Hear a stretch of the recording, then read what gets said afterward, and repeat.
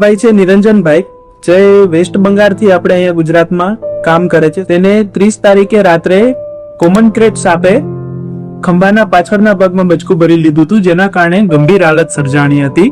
જેના પછી તેમને ચક્કર આવતા હતા, ઉલટી થતી હતી અને તે આપણી રાધેકૃષ્ણ હોસ્પિટલ ભાટિયામાં આવેલા. અને એટલી ગંભીર હાલત સર્જાણી હતી કે તેમનો ગળાનો ભાગ આખો પેરાલાઇઝ થઈ ગયો હતો અને પેશન્ટને 2 દિવસ માટે વેન્ટિલેટર ઉપર મૂકવાની પણ જરૂર પડી હતી. અને વેન્ટિલેટર પછી આજે પેશન્ટને આપણે રજા આપીએ છીએ. તો બહુ ખરાબ પરિસ્થિતિ થઈ ગઈ હતી ભાઈની, કે જેના કારણે બચવું મુશ્કેલ હતું.